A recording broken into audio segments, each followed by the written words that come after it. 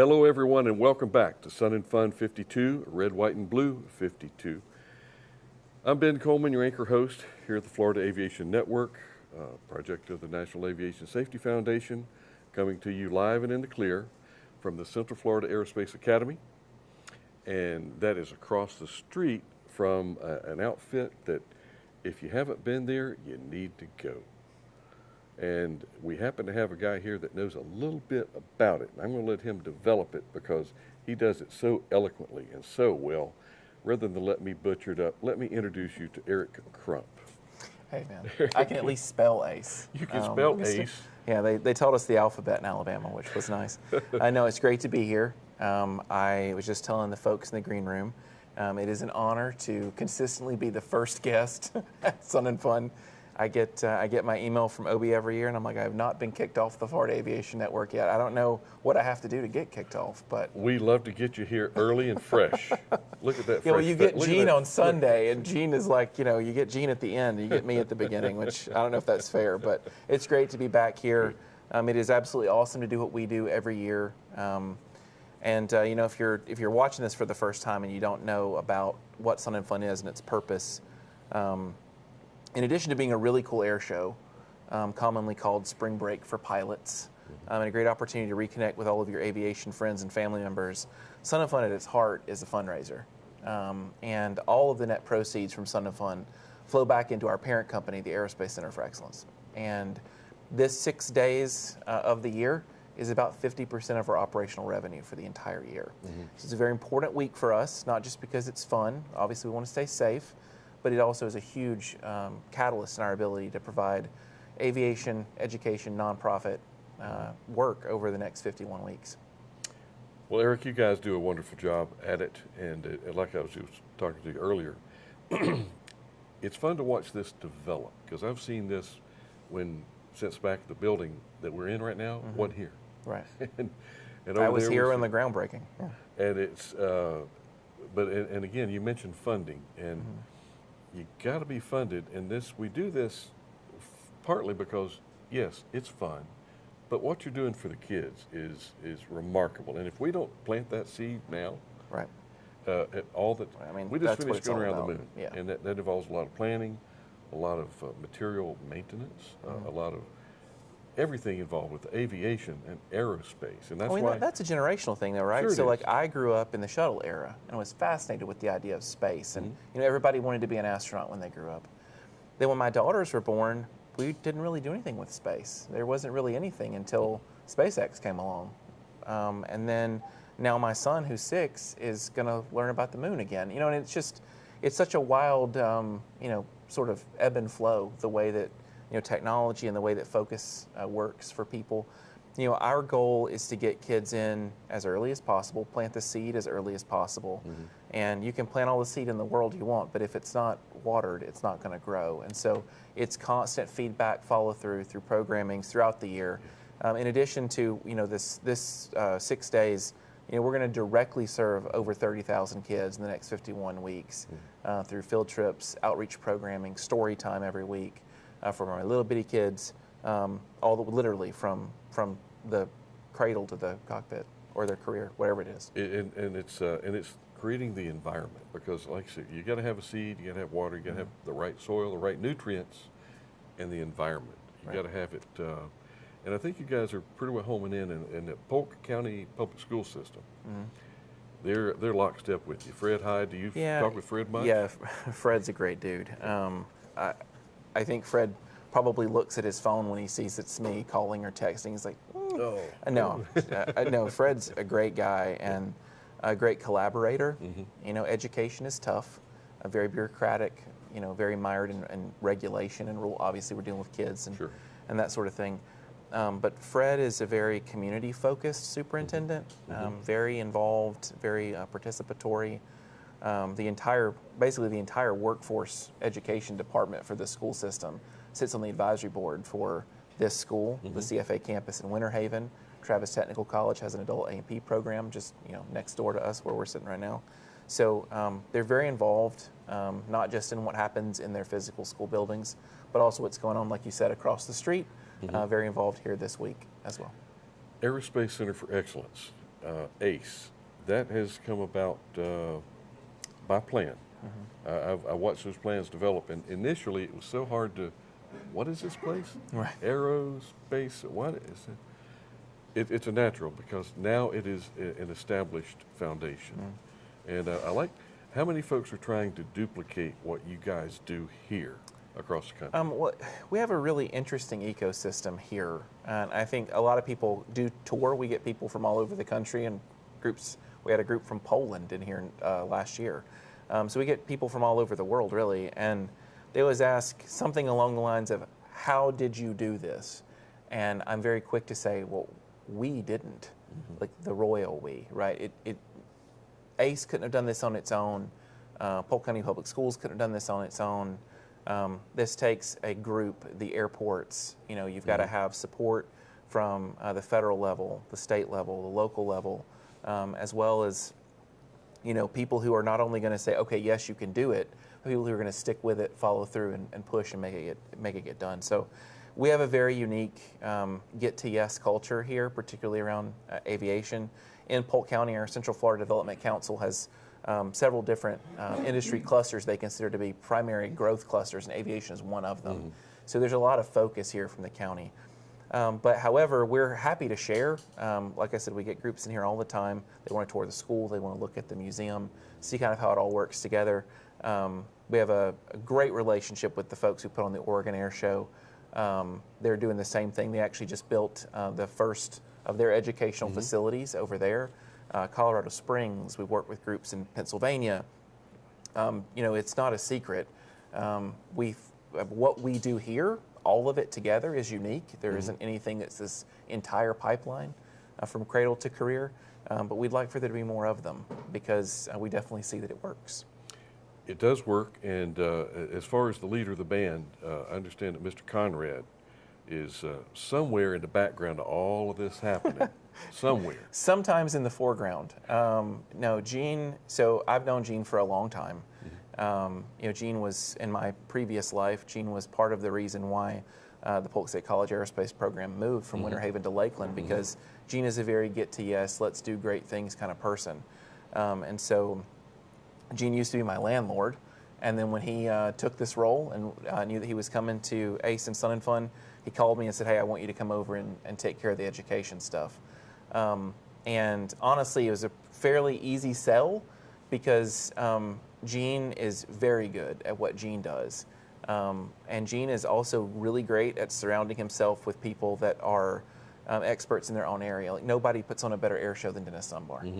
And so Gene has built a team of people that know what they're doing, but also he is a fantastic orchestrator, but he doesn't try to play all the instruments, if you know what I mean. Great conductor, but he's not trying to come in and show you how to play the violin. But he is the one who is pulling the strings and making sure that this all works. Well, and back in my federal days, it's make them responsible, hold them accountable. Right. And Gene's good at that. Yeah. He's good at doling out the responsibilities. But Aerospace Center for Excellence, where are you going to from here? You guys are always building and building and building. Always building. And we're not done yet. I don't know what done looks like, but I've never been done in anything I ever did. So we're still got a lot more to do. I'm looking forward to the build out. And when we do have the parallel, things are going to change around here over the next 5 to 10 years. Yeah. And it's a lot of folks. What gets me about some of the old timers is that's just not the same. Well, no, it's not the same. We used to not have air conditioning. That's true. So you want to go back to that? Some wood chips on the floor in a tent with one light bulb. We can cook with the wood stove, or we can use the one. We can use real refrigeration, or we can just put salt on everything.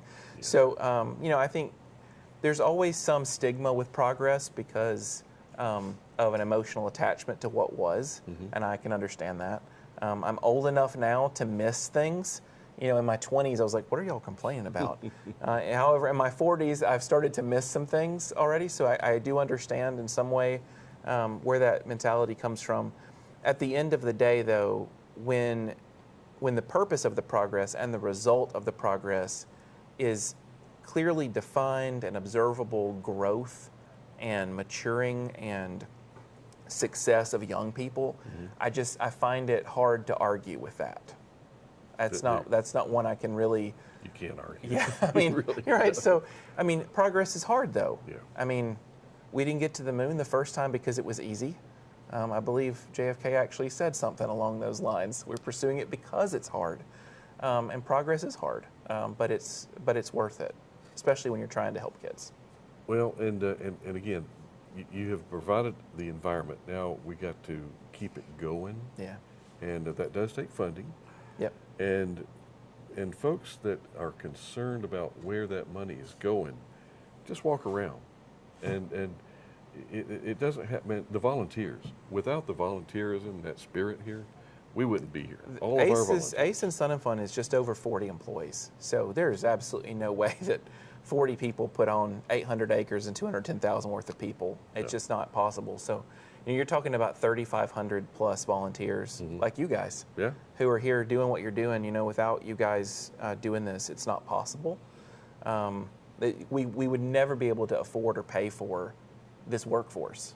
But you have to have this workforce, one, to keep people safe, and two, just to be able to logistically to make this ballet happen. But you asked about what comes next and where we're going. Our big effort within ACE right now is to continue reaching kids at a younger age. When AOPA announced their high school aviation curriculum, people were like, that's ridiculous. You can't teach high school kids about airplanes. Well, we're sitting in a building that teaches high school kids about airplanes every day. It can actually be done, and it's being done all over the country in all sorts of ways. And we're well up over the hundreds as far as private pilot.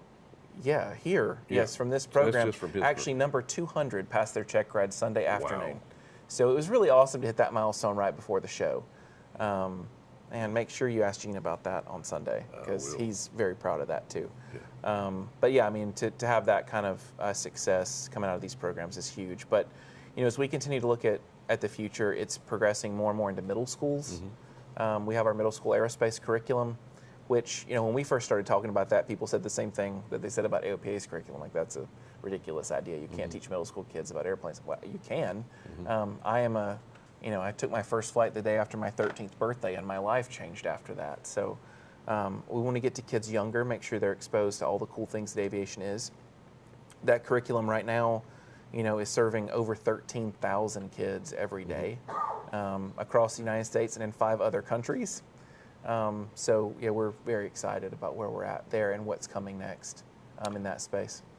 Eric, we sometimes lay out, and Rosie was here earlier, Roosevelt, and it can sound intimidating when you start talking about all the things that are required, the prerequisites for getting in, but it's really not that intimidating if you have a well laid out program, a structure, and it's all in the book. Yeah. And learn how to get into the book. Well, it's industry support. I mean, you worked at the federal level, and to the extent that, there are still people who think, the FAA is the boogeyman and they're out to get you. The FAA only exists because people are in the system, and people are only in the system because we have a free system to fly in. So, we have to look at our regulators and our safety agencies as a system, right? I'm not saying we're not going to disagree from time to time about the way things ought to be done, but you need that industry and community-wide buy-in, right? So, the fact that the FAA administrators come into Sun and Fun on Friday, that's a really big deal. The fact that the NASA administrator is coming on Wednesday to talk to the public at the hangar, that's a really big deal. And I think to the extent that we demystify, the fact that, well, I'm over here and I do this and you're over there and you do that, it's not a competition. We're all going to get to the finish line together, so we might as well help each other. We'll get there a lot faster if we help each other, is my point. And I do see a lot of cooperation, and it's refreshing from my standpoint, but it's also frustrating as to it's not happening fast enough. Sure. The older you get, we all have the same amount of time. It's what we choose to do with it. Right. But with the kids, it's so important to give back mentorship, and folks that are able to not only describe and show you what to do. Sure. And there's experts in every field. and we need experts in this field a Right. lot. Kids get into your science, your STEM programs, and it's good to see how you apply that over at ACE. Well, I think Sun and Fun is helpful for that, right? Because from the very beginning, from the time people walk on this campus, we're teaching them about volunteerism. So obviously during the week of the flying, we take over the school building, so they can't hold classes here. Where do those kids go? They're all volunteering. You've got several of them here volunteering with you guys. And then they're out all over the campus doing all sorts of different things, parking cars. You know, so from the beginning, it's not just about what you get out of it, it's about what you're giving back, right? You know, I think because of the early mentors I had, especially as a young person, no aviation in my family, you know, just a love for it personally, you know, those early mentors made a big impression on me, and I think it's my responsibility to then pay that forward. And so we want to make sure that the students who come through these programs understand that it's not just about what you're going to get out of it, but it's what you're going to put back into the system. Prime example of that, we've been doing this since 2008. So we have airline captains, we have, you know, people running airports, we have, I mean, the graduates have gone on to do really great things. But on Friday, we have an A-10 coming in from Moody, and he's a graduate of CFAA. He went through the JCR scholarship program and got his private pilot certificate while he was in high school.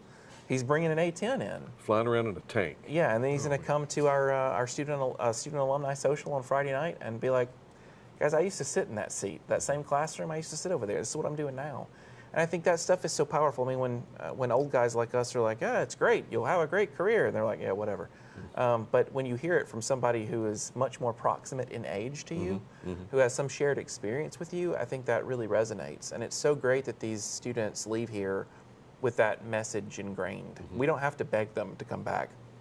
Usually they're asking us like, hey, can I come sit in the lunchroom and just talk to kids about what? Yes, come hang out. Can I come to story time? Yes, please come to story time. Story time. Tell me about story time. So story time may be the most exciting part of my week.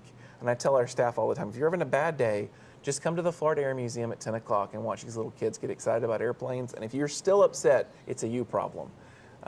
Because, you know, story time really started about 3 years ago as sort of a, you know, how do we start that process of planting that seed with little kids? And these are pre-K kids, the young ones, 2-3-year-old. We've had 6-week-old babies show up at story time.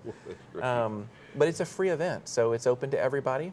And if you get here before 11 o'clock on Tuesday morning, it's free admission. So they're getting free admission to the Florida Air Museum for the rest of the day. There's an aviation-themed playground just outside, so you can make a whole day of it. We have families driving from Sarasota to come over here for story time. First Thunderbird's arriving. That's cool. That's cool. We are at an airport. Yeah. It's about that time. Even the 6-month-old you just mentioned, something as subliminal as having your baby and taking a picture in front of a unique airplane. Yeah. When that kid grows up and he sees a picture of him or her as they were, wow, that's cool. You mean that's me and I was near an airplane? Absolutely. Right. It goes so far. Yep. And us old codgers, we got to remember how much fun we had back when we had hair. It's still, the first time I started flight instructing, right, I thought that I loved flying, and I do love to fly. I had absolutely no idea how much I loved flying until I started instructing. Because I was still flying, but I got to teach someone else to do it. And it opened up a completely different part of my brain that I never even knew existed. It's the same thing with kids. As much as you love aviation, as much as you love flying, when you ignite that fire in somebody else and you get to see that same glow in their eyes that you felt when you were that age, and you're like, oh, it's a double whammy. I mean, it pays you back way more than you're going to invest, I promise. Best ROI you can find. Your flight instruction days, wasn't it fun to be up there flying with somebody and you could tell they were going to do something wrong before they did it. And rather than stop them, just wait, let them do it. No harm, no foul. My favorite was the stare, right? As they start to realize this isn't going great, and they just pull the. I got it. But I'm glad you noticed that we were heading in a bad direction. But yeah, part of instruction is letting them make mistakes. Otherwise, how will they learn? It's all about the standards. Eric, you've got some other things going on this week.